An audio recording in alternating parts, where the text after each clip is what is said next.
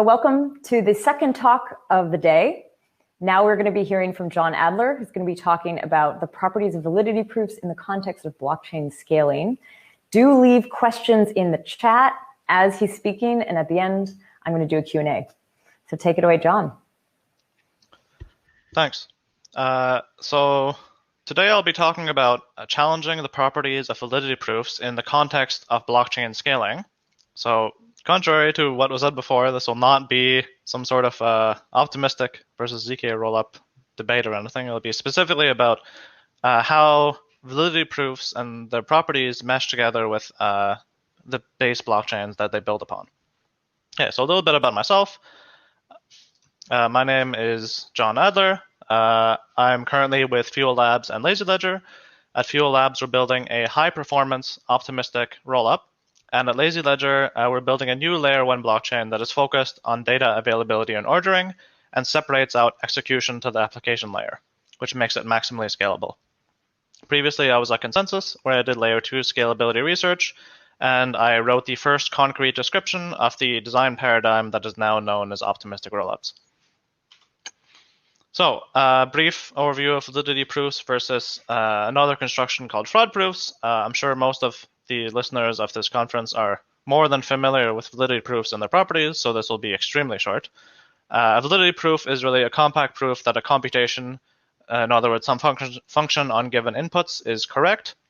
And a fraud proof is a proof that some computation is incorrect, which, of course, knowing that a computation is incorrect doesn't really tell us if it is correct. So when you combine fraud proofs with a timeout, you have the scheme where if no fraud proof is seen within a timeout, then you'd assume the computation is correct. Okay. So now let's discuss, can validity proofs scale blockchains? And this is indeed a very interesting a very interesting use case of validity proofs that has risen to prominence in the past couple of years, really, with the introduction first of zk rollups, along with other things like layer 1 blockchains that use validity proofs and so on. And it dates back to quite a few years ago. Generally, the idea that you want to use this compacting of some computation and verifying it very cheaply, it seems like it might be a good way of scaling blockchains. Right, so we want to know, do they scale blockchains, and do they give us better properties and guarantees done, for example, using fraud proofs? And the reason why you would want to, for example, use fraud proofs instead of validity proofs is things like prover costs and not having to make additional cryptographic assumptions. So if you could have the same security using fraud proofs instead of validity proofs and the same other properties, that would take away most of the reason to use validity proofs, but not all. So the answer is maybe, which is a terrible answer. But it depends really. How do we define scaling and how do we define blockchain? Before we know if validity proofs can do these things, we need to know what scaling is, and we need to know what blockchains are and what properties they have. So first, what is a blockchain? We'll go blockchains first, then scaling. So a blockchain is just a data structure. Here's the picture from the Bitcoin design paper with arrows in the wrong direction. So blockchain isn't particularly interesting. It's just a hashing chain of blocks, the blobs of data. What we really mean when we talk about what is blockchain, or blockchain ecosystem and blockchain projects and whatnot, what we're really talking about is this permissionless consensus. That's what we really mean when you say things like blockchain, distributed ledger technology, state machine replication, and whatnot. It's what is permissionless consensus? Right? Consensus is all of everyone agreeing on the same thing. Permissionless being, you don't have to ask anyone for permission to join the consensus process, which of course leads to some problems, because if you do this naively, if you don't have someone giving out permission, then you can have Sybil attacks. An example of this is consider a system where you want to vote for the next president of some country, and then you have a system where literally the only thing you need to do to vote is you just create an account online. You just create a username and a password, and there's absolutely no verification that's being done or anything like that. Other than modulo the site being permissioned, there's nothing like government issued IDs permissioning this system. Obviously, this would be really terrible, and you should never do this. because it can be Sybil attacked. Anyone can just create a fake ID if you don't have some way of metering IDs or throttling IDs. So how do you solve the Sybil attack problem? Well, you add some sort of Sybil resistance mechanism, such as proof of work or proof of stake, which are not consensus protocols unto themselves. Rather, they're just ways of resisting Sybil attacks, and then you can layer consensus protocols on top of these Sybil resistance mechanisms, such as the longest chain rule. Okay. Now, how about blockchain censorship? You have this permissionless consensus protocol, this Nakamoto consensus, longest chain with proof of work. Can a majority of hash rate arbitrarily change history, or not change history in any way possible, but change history at least within the execution rules? Can they change history and censor transactions for free within the rules of the longest chain fork choice rule proposed by Nakamoto consensus? And the answer is yes, they can. And the way you avoid this is the Nakamoto incentive. Because Nakamoto didn't assume that a majority of hash rate was honest. And this is embodied in the section on incentives. He spent a whole entire section on this, and indeed, this is the whole reason Nakamoto consensus works, which I'll read out here. If a greedy attacker is able to assemble more CPU power than all the honest nodes, he would have to choose between using it to defraud people by stealing back his payments, or using it to generate new coins. He ought to find it more profitable to play by the rules, such rules that favor him with more new coins than everyone else combined, than to undermine the system and the validity of his own wealth. And there's an entire section spent on incentives. And this leads to an interesting property, which is Nakamoto consensus taken as a whole is subjective. And specifically, we'll focus on this last paragraph and the last part of, or the last sentence and the last part of the sentence. He ought to find it more profitable to play by the rules, such rules that favor him with more new coins than everyone else combined, than to undermine the system and the validity of his own wealth. Emphasis on this last part. And what specifically is being described here, again, if we go back a few slides, the cost of, just within the longest chain rule of doing a 51% attack of arbitrary depth is nothing. It's free. Especially, the marginal cost and the marginal revenue of mining blocks is about the same. There's zero cost for doing an arbitrary length 51% attack. So what Nakamoto is describing here is something outside the longest chain fork choice rule.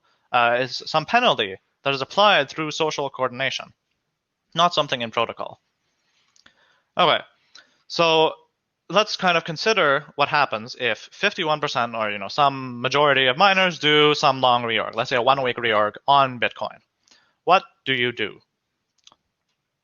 There are different penalties that you can apply in this situation, such as decreasing the price of the coin, changing the proof of work caching algorithm, whatever. We won't really discuss what the specific penalty is, but before you can even apply a penalty, you have to convince everyone that an attack happened. And within the protocol, you can't convince anyone that an attack happened objectively. 1,000 block or 1,024 block reorg looks like a 1,023 block stale chain because some idiot was mining on some chain that he shouldn't have mined on because he just wasted his hash power. It's indistinguishable. You need subjectivity. You need some synchrony assumption there. And this social coordination mechanism that we can use to convince everyone that an attack happened, that a 51% attack happened, like a reorg, we can also use this exact same social coordination mechanism to convince everyone that a censorship attack happened, conveniently. So this leads us to this first blockchain property, which is that over some long period of time, in the order of weeks, not minutes, enough time for people to socially coordinate, blockchains are censorship resistant, where we define censorship resistant as if a transaction pays sufficient fees. Here, sufficient fees means, they pay more fees than everyone else, let's say, not that, they pay more than the standardness fees. It will be included in all possible canonical chains within this period of time. And blockchains have this property, again, because they are censorship resistant, because this is necessary for the Nakamoto consensus to even work. Okay, so now that we know there's censorship resistance, how can we actually model this when we, if we want to see what the cost of things are and whatnot, we need a model of this. How can we model the cost of a successful reorg or censorship attack? Naively, we can model it as the cost to mine the longer chain, but actually not really, because miners will recoup the cost of mining blocks because they get the block rewards. So naively, the naive model is that the cost is free. And indeed, in protocol, the cost is free. But this is not Nakamoto consensus. Nakamoto did not describe a scheme where the end cost, the total cost of attacking the chain is free. He described a system where there would be some penalty left as an exercise for the reader that would be applied if something like a reorg attack happened, which again, to detect and convince everyone that a reorg happened, this is a subjective process. So the naive model isn't actually Nakamoto consensus. It's a different consensus protocol. The correct way of modeling it is that the cost of doing a reorg over some long period of time is infinite, because a successful reorg or censorship attack will never happen. Okay, and let's kind of consider a case study here to show what happens if we model our blockchains as case A, where the cost of attacking a chain is free, and where you just follow the longest chain rule as intended, to quote the Ethereum Classic developers. Everything is working as intended. You end up with this situation. You can 3,693 block reorgs, and this number just keeps growing every time Ethereum Classic gets reorged, because they follow paradigm A, where there is literally no cost to doing a reorg, at which point miners can reorg the chain to arbitrary depth for free, and this includes reorging the chain all the way up to the genesis block, thus stealing everyone's coins. And apparently this is okay. Clearly that's not the blockchain we want to be using. Okay, property 2, blockchains and passive security. Where passive security is, I can go completely offline for some long period of time, I can come back, and things would be exactly the way I left them. Do blockchains, or again, permissionless consensus protocols, do they provide passive security? Let's do a case study of Ethereum. I have a contract at this address, OXBB, whatever, and at this block, 1.4 million, I deploy my contract. It has a particular bytecode, particular semantics that's going to do certain things. Okay. So at block 1.92 million, which is a bit under 3 months after I deployed it, this contract's ether, which is approximately 12 million ether, give or take, was moved without authorization from the contract. Or rather, there was no contract code that was executed that could have led to this ether moving. And yet, this ether was moved. And it was moved because of this, because of the DAO hard fork. That contract address was the DAO's address. And this was applied through social coordination. So blockchains are definitely not immutable. They can have things like irregular state changes being applied. So you can't simply walk away and come back and assume everything will be the same.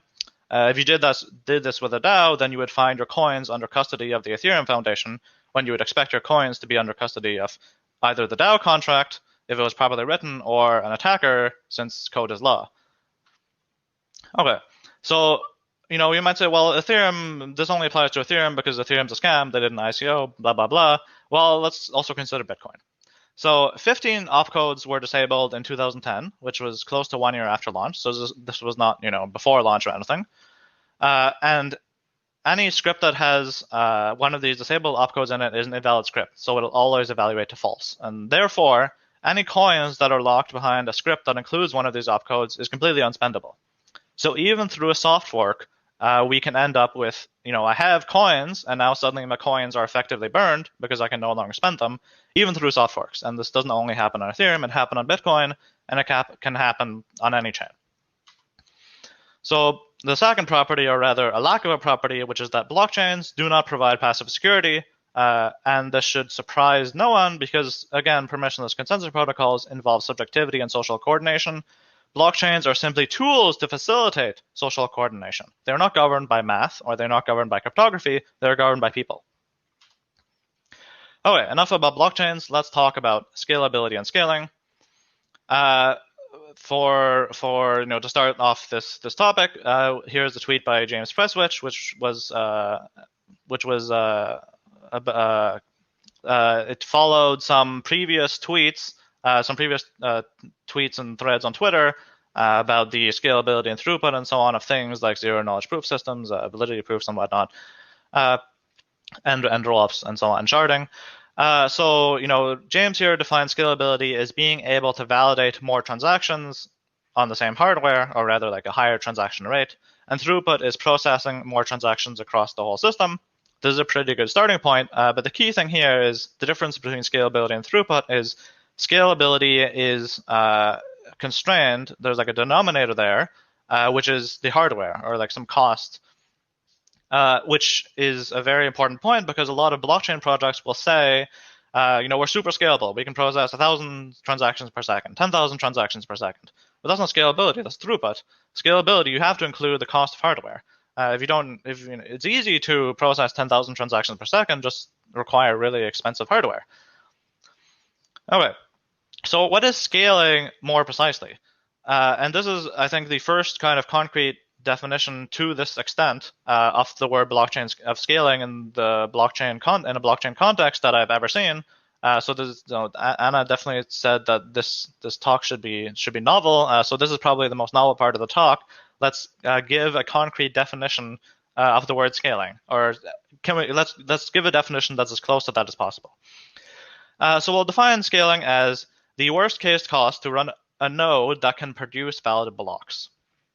And why do we want this definition? And why do we want to produce valid blocks? Why is just running a full node and verifying blocks not enough? We want to be able to produce a new block so we can spend our coins. Just if we know all the past blocks are valid, that doesn't allow us to spend our coins, which means that if we can't produce a new block, our coins are burnt effectively, right? So we need to be able to produce valid blocks, and that is, in my opinion, and this definition here, a key component of scaling. It's not just the cost to run a full node, but the cost to run a node that can produce blocks. And this is the worst case cost, because of course, when we meter our systems, it always must be in the worst case, especially in a blockchain context, because blockchains are adversarial, we can't use average case. Okay, so what specifically do we need to produce a block? Well, we need a Merkle proof for every coin we own, but due to the way Merkle accumulators work, we need the entire current state, essentially. And to get the entire current state, we need the entire chain history, in other words, all the blocks, to apply every state transition. And then once we applied all the state transition, we have the current state, which gives us implicitly a Merkle proof for every coin we own, so that we can produce a new block updating the Merkle proof. Now, you can get around this somewhat by having things like a UTXO data model, by not having state roots and so on, but that generally makes things complicated, so we won't really discuss this. We'll assume there's some state commitment, because state commitments are very nice.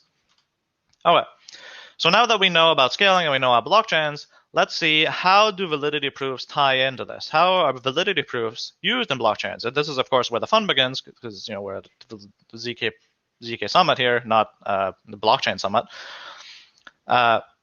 So how do validity proofs tie into blockchains? And the reason we want to know this is that if you use a validity proof on top of a blockchain, and this could be a layer 1 blockchain like a that uses validity proofs, or it could be a layer 2 blockchain, you're always kind of restricted by the base blockchain and what it gives you.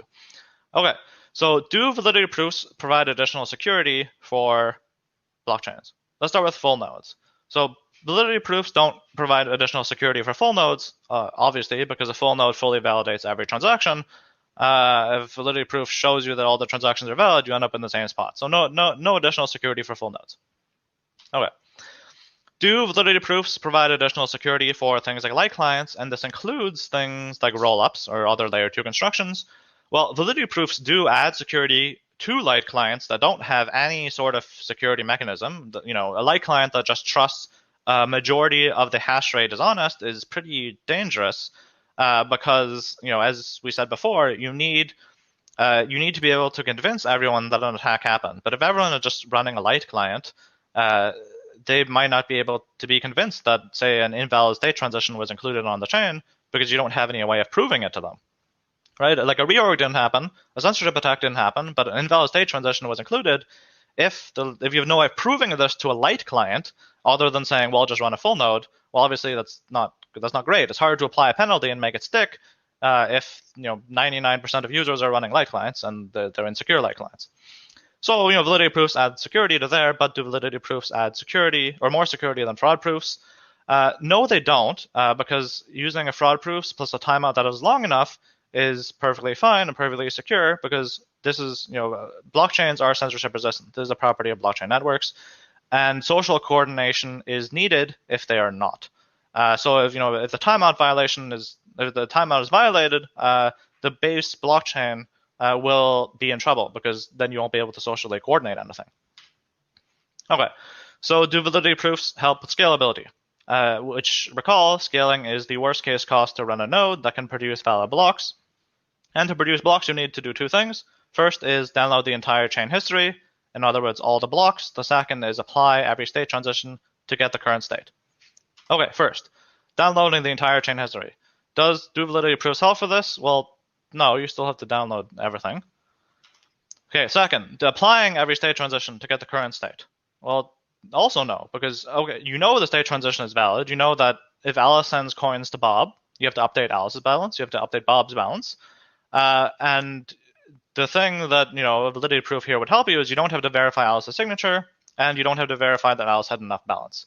Verifying that Alice had enough balance is trivial. It's simple less than or equal, or a simple less than or equal. Verifying a signature is not even remotely close to a bottleneck. It's a pure computation. It's embarrassingly parallelizable. State accesses and state growth are by orders of magnitude, the bottleneck for blockchains nowadays. So blockchains or validity proofs basically don't help you because they don't target the bottleneck. They don't provide any scalability for applying state transitions. So, I spent most of this section talking about how they're not useful, how validity proofs are not useful, but where specifically are they useful and why would you want to use them? They do, in fact, have very unique useful use cases. The first is low latency light clients and not secure light clients, because again, we can have secure light clients within the blockchain model that we discussed earlier of them being censorship resistant. But you can have low latency light clients, which you can't do with fraud proofs. And this is especially useful for things like non-fungible tokens in the zk rollup. And just in general, having low latency light clients is not bad. It's also good in sharded context. If you don't have to wait for potential fraud proofs across shards, it means you can have much higher security guarantees in a sharded context where nodes are light clients of other shards. Without having to wait on it for a timeout. The second thing validity proofs are uniquely useful for, and this is especially relevant given what we saw in the previous presentation, which is that validity proofs do provide a compact proof that some computation, potentially arbitrarily complex, was done. They don't scale state transitions, but they do scale computation. And this is especially nice if the computation is A, very large, or B, does a bunch of state reads, but not state writes. So it doesn't really do a a very small state transition, but potentially reads from a bunch of states. Because again, state accesses are the bottleneck. If you can show me that something is valid and potentially reads a bunch of data, which would be very expensive, and doing those state reads would very much be the bottleneck. If you can prove to me that it's correct and say, here is the final result, apply this one small state transition, well, that's great. And this is especially relevant given the previous talk with the increase in use of things like general purpose zero-knowledge proofs and validity proofs that allow for not just an ASIC or not just some small thing like, oh, Alice transfers money to Bob, but rather general purpose computation. Then that is indeed something where they're very interesting. And lastly, privacy. Validity proofs can be zero knowledge. A fraud proof can't be zero knowledge, just by the definition. If it's zero knowledge, then you have a data withholding problem. So validity proofs allow for zero knowledge, which means that you can have some privacy. Okay, so what are the takeaways of this talk? When you build on top of a permissionless consensus protocol, that means that you inherit all the properties of the protocol. That includes the good properties and the bad properties. And validity proofs aren't magic, and they can't let you get around these properties. And don't roll your own consensus, which is borrowed from the mantra of don't roll your own crypto. There are very specific ways of modeling these consensus protocols, which is what I've tried to discuss and introduce in this talk. Or in a more memey format, read the freaking blockchain design paper, which is here, there is an entire section on incentives, and we very much have to model things like blockchains as being censorship resistant, blockchains as requiring subjectivity and social coordination, which leads to other properties. And don't try to roll your own consensus protocol. Don't try to make up a consensus protocol that isn't Nakamoto consensus, that doesn't actually exist, and that is poor when you evaluate your systems.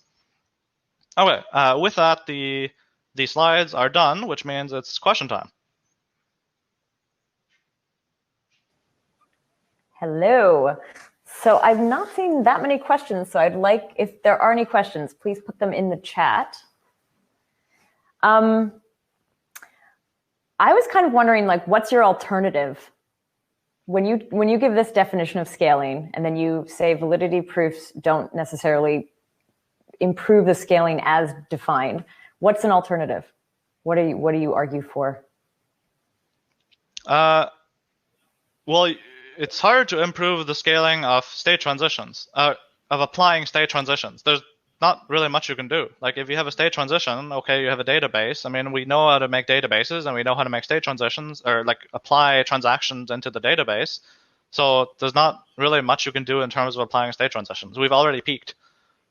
Oh, wow. In terms of right, like we have you can do batching and stuff, but like that's about it. The things that are really interesting is not in the state transition itself, but in the rest of the execution. Can you do things like parallelize execution and so on and so on? And validity proofs have the nice benefit that they're succinctly verifiable, so you don't have to worry as much about what is the prover performance. I mean, obviously you want prover performance to be lower because of cost, but it's not as important as it would be if you have to execute everything. But in terms of, go ahead. When you say parallelizable execution, are you talking about sharding, or are you talking about systems more like Solana, like deeper parallelization? More like systems like Solana. Sharding has issues, which we won't get into. But systems like so systems like Solana, for example, they espouse the idea that they do some things wrong, which we don't have to get into, but they do something that's right, which is that they take the kind of some of the ideas of Ethereum's smart contract system as opposed to Bitcoin's predicate system, and they say, okay, can we make this higher performance on the same hardware? They also, unfortunately, in their mainnet configuration, also require much higher node costs, but that's orthogonal to the work that they've done in parallelizing stuff. So basically, they say things like, well, if a transaction tells you which states it accesses, then you can execute transactions concurrently, and if something screws up, then the block is just straight up invalid. In Ethereum, you don't have this, so you have to execute transactions sequentially, right? So now you just have a bunch of wasted CPU power. Do you see the validity proofs and something like that parallelization working in tandem in a really good way, or does it actually cause problems? I don't really know if it's applicable, because I think a lot of the proving of validity proofs, like the proving computation, is parallelizable, and the verification is succinct. So the verification isn't particularly it's not expensive. It's cheap. It's succinct verification. So parallelizing that is like, okay, you can do that, but it's already succinct. The proving, well, people are doing amazing work on building out, parallelizing the provers. So that is being done. Okay, we have a couple questions that I can ask from the audience now. Do you think that validity proofs have advantages over fraud proofs where on-chain data availability is not required? I think this is in the context of Validium. Anna, would you agree that this is in the context of a Validium? I don't know if I don't know. I think. Okay, I'm gonna assume that this is in the context of Validium. So for people who may not be aware, a zk rollup is one where you post all the transaction data to Ethereum, like the rollups transaction data to Ethereum, and you provide a succinct proof that the state transitions are correct. A Validium, you keep the data off-chain, and you still provide a proof that some hash of the data produced, a valid state transition, but you don't show the data, which makes it, you can have way more throughput with such a system. I don't actually think validity proofs have any advantages over fraud proofs for Validiums, and I don't actually think Validiums even exist as a separate crypto economic construction compared to Plasma. I wrote a detailed description of why that is in our Fuel in this security analysis for fuel. You can find this under a docs, under some obscure hierarchy, like I think concept something security analysis. But essentially, the problem about Validia or Validiums, whatever you want to call them, is that if you actually go through every single edge case, you find that you can't construct a Validium that doesn't reduce to a plasma, which is like a really odd result. Johannes, maybe you want to clarify that too, if you're listening to that answer, if you want to sort of confirm that that's what you're talking about. Anyway, sorry, keep going, John. Oh, that's it for this question. All right, next question. Do you have any examples where you or others have used validity proofs in practice for the applications that you actually mentioned? I don't work on validity proof stuff. I work on fraud proof stuff. But in terms of have others used validity proofs in practice for the applications I mentioned, well, in terms of, well, I listed like 3 unique things of where validity proofs are useful. The last one being privacy, so there's Zcash. The second one was scaling computations, I think. So the guys at Starkware, just in the previous presentation, are working on things like general purpose CPU style Starks. So they're doing that approach. I think the guys at Matter Labs are also working on something there with their Zinc language and their Zinc VM. And the first one, I forget what was the first one. Let me scroll up maybe. The first one, low latency light clients. So this is being actively, this is being used for zk rollups. I think Starkware is building out a zk rollup or Validium with what's the company that does like non-fungible tokens, the games? Immutable. Immutable okay. Something. Immutable X. So they're building out a zk rollup for Immutable. Can you go back to that slide with those 3 points, actually? Yes. So, but this is not, okay, this is not validity proofs to compress light clients to make them smaller. This is the low latency light clients. Yeah, I mean, because fraud proofs work with light clients too. And I mean, light clients are already small. Light clients are already small enough, so. Okay. There's another question here. Do you see validity proofs? Do you see validity proof as another type of SegWit? Yes and no. So a follow-up to the question was that SegWit expands the block size and validity proofs squeeze the transaction. I would say, to a certain extent, yes. So one thing that SegWit didn't just make the block size bigger for the sake of making it bigger. For those not familiar with Bitcoin's segregated witness proposal or scheme, because it's not a proposal anymore, it essentially takes the signature out of the transaction, moves it somewhere else, which is not the interesting part. But essentially, it means that the signature doesn't have to like be part of the transaction as it was before. And moving this witness away means you can do things that are more flexible with it. Which is actually something that I think it's a brand new paradigm that not too many blockchains use. The pre-SegWit and like Bitcoin, like old Bitcoin and Ethereum style, and a lot of blockchains use the scheme where a transaction sender signs a transaction, sends it to a block proposer, and the block proposer just lists a bunch of transactions and put them in a block. But this new scheme of things like moving the witness somewhere else and doing things like potentially having a validity proof over the transactions or having an aggregate like BLS or Schnorr signature for all the signatures, these kind of things, it's essentially the block proposer malleates witness data in the block. Because after all, witness data is basically saying, here's some data that witnesses that this thing has authorization to happen. And really, the transaction sender shouldn't like combine witness data with a transaction. There's no need. It's the block proposer, if they include a transaction, they should be the one that's saying, yes, I have this witness data. I have witnessed that this did in fact have authorization to happen. And if they didn't, then it's an invalid block. There's no reason for the transaction sender to do this, right? So this idea of segregating witnesses is actually very powerful. I think it's a brand new, not brand new, but like I think it's going to be a blockchain paradigm that increases in use in the coming years.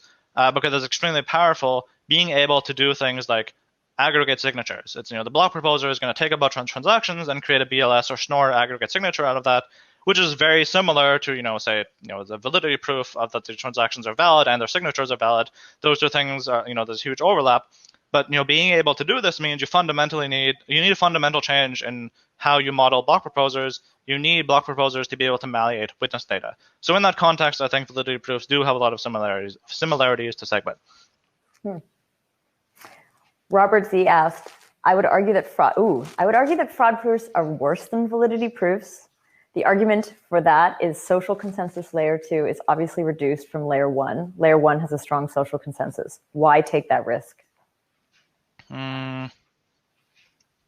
Well, there's no social consensus needed for layer 2s. The social consensus or social coordination is needed for layer 1, as I described before. And let's consider the case of Ethereum Classic. You have Ethereum Classic that had a 3,500 block plus reorg, 3,600, and this number keeps increasing. If your paradigm, if your social contract is saying we just accept the longest chain, it's whatever it is, it's working as intended, which is the Ethereum Classic philosophy, then let's say you're not even building a layer 2, you're not even building a zk rollup. Let's say you're building the validity proof system on top of your layer 1 blockchain. So every single layer 1 blockchain is there's some validation logic there that every single block has a zk proof attached to it, right? So in this case, we're not even dealing with layer 2 here. Is there anything stopping the miners from reorging the chain all the way from Genesis and stealing everyone's coins? The answer is no. In protocol, you need social coordination, right? Even at layer 1. So this has nothing to do with rollups. It has nothing to do with layer 2. This is actually something that is required for layer 1s to even work. If you don't have a social coordination component, miners just within the protocol reorging the chain is free, and they will do it just all the way to Genesis block. Why not? Because they can, because it's free. Then you need a social coordination component to make it not free. Once you have that, well, the social coordination component can detect both reorgs and censorship, which means that censorship attacks off systems that use the layer 1 are impossible. And this includes smart contracts that have timeouts, auctions. All of DeFi uses timeouts and auctions, basically, except just the core of Uniswap. But everything else, like all the lending protocols, everything else, CDPs, they all use timeouts. All of these systems would just straight up not work even if you use validity proofs at layer 1. They just straight up would not work unless you have social coordination. Okay. I'm wondering if Robert has a follow-up to that, but I don't know if he has time. Maybe he's writing. Let's hold on for just maybe another. I'm trying to think, is there anything else that you feel like, one of the thoughts I had as you were describing this, because this is very much a case kind of against using validity proofs in the way that they sometimes are used. What are the counter arguments to that? Like, what have you heard as counter arguments? To counter arguments to which? To my whole points? To all my points? To the point that validity proof should only be used for these particular cases and not for others. Oh, no. Validity proofs can be used elsewhere. The argument here is more that given our base blockchain, given that it requires social coordination, validity proofs aren't more secure than fraud proofs. But that doesn't mean they're less secure. Okay, I see. It's not. Right? It's not an argument saying you should never use them. It's more just like if you were to compare the two. Yes, and the answer is why wouldn't you? The answer is of course you could. There's nothing wrong with them, just like there's nothing wrong with using fraud proofs. They are unique. Validity proofs are uniquely useful in these categories. Just like fraud proofs are uniquely useful in potentially being cheaper because you don't have fewer costs. Potentially they're more flexible and so on and so on. But both of them can be secure, and both of them are both useful for a large variety of applications. Okay, cool. Robert did come back with some more points here, which is he agreed with your points, but he says miners are not responsible for observing layer 2 to provide fraud proofs. Layer 1 can't do it. With that, fraud proofs could lead to a wrong state transition. Have you heard that argument? I think, I don't know if this is Robert's argument, but I have heard a lot of weird takes on optimistic rollups and other optimistic systems, such like just its channels, which is, well, it's weird because you don't really hear this as much from channels, but that's mostly because I don't think optimistic rollups was explained that well to the public by its proponents. But optimistic rollups aren't secured by layer 2 game theory. They're secured by the layer 1 game theory, namely that layer 1 is censorship resistant. It has nothing to do with layer 2 being able to be censorship resistant, or layer 2 having social coordination, or being able to provide fraud proofs. For optimistic rollup specifically, you just need one honest party, and that honest party could be yourself, right? Like, so if here, one honest party can produce fraud proofs. Robert continues here saying validity proofs can make a wrong state transaction. Like, the thing is, validity proofs make the wrong state transition impossible. Yeah, I mean, versus the fraud proofs maybe don't. So there is the argument that if literally no one is Robert, I validating, hope I'm doing my best to channel your argument here. Sorry. There is the argument that if literally no one is validating, let's say, an optimistic rollup or a layer 1 blockchain, then you can end up in trouble. But what is the chance that literally no one in the entire world is validating this thing, assuming that it has any use? Like, obviously, if no one uses it and no one validates it, then it's like, okay, well, you lost $100 and you're the only person who is using this thing. Too bad for you. But if it has millions of dollars on it, then you would expect, or billions of dollars, you'd expect the commensurate amount of nodes running on this thing, just like there are nodes running for Ethereum and Bitcoin. Brendan Farmer just asked, how do you compare the proving costs for validity proofs and the costs for locking up capital for fraud proofs? How do you model the risk of fraud proof producing nodes being offline, especially for systems with super high throughput? So for the first one is that you don't have to lock up capital for fraud proof. So fraud proof is either valid or it's not. If it's invalid, then the contract rejects it. If it's valid, then it gets processed. So fraud proofs, like, you don't have to lock up capital. You do have to lock up capital when you produce a block. That being said, you don't have to lock up a lot of capital. You just have to lock up basically slightly more than it would cost to produce the fraud proof. Let's give it an order of, let's give it a factor of safety of even an order of magnitude. It ends up being that, it can be very cheap and not only that, it's not like you lock it up forever. If the timeout for this fraud proof is 2 weeks, then, and even if we produce a rollup block, let's say every Ethereum block, you can compute the maximum amount of capital that gets locked up over time. It's not too interesting. Yeah, lock up capital for layer 2 operators. Okay, so we're talking about the bond for the blocks. Yeah, like the bond for the blocks doesn't have to be large because it's basically just covering the cost of a fraud proof, which presumably you want to make that small. So it's pretty cheap. In terms of how it compares to proving cost, the answer is I don't know, because I don't run a prover. So how do you model the risk of fraud proof producing nodes being offline?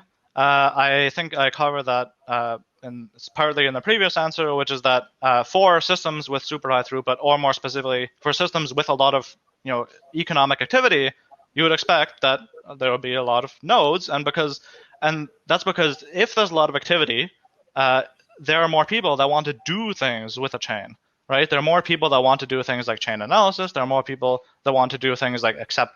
There are more exchanges that want to accept withdrawals. There are more applications that are building on top, and so on.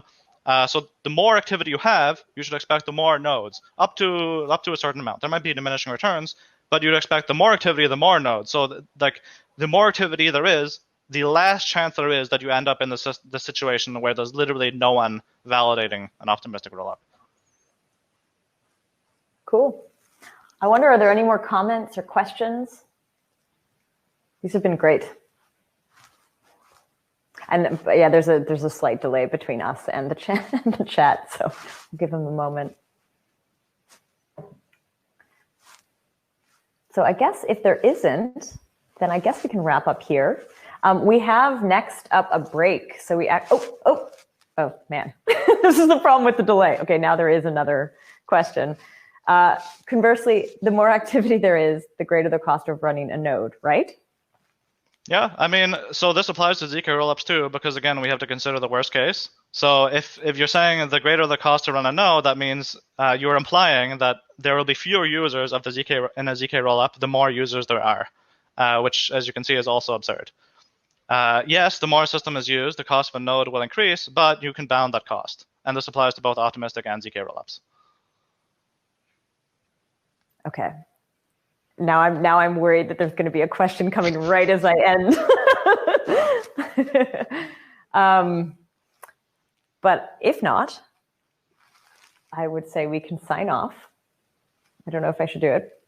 Maybe anyone speaking, just tell me if I should bounce now or if we should stay on. I don't know how you're feeling. But anyway, thank you so much for speaking, John. Thank you so much for bringing. Thanks for having me, and thanks for the questions. It was great being here, and I'm looking forward to the rest of the talks. Thanks. Very cool. Nice. Yeah, and so to everyone who's in the session, we are going to now head off to the break, where we will actually not have any videos, but you should definitely try out the networking area there, because you'll be introduced to participants and maybe you'll meet somebody new. And then we'll see you after that break in about 45 minutes.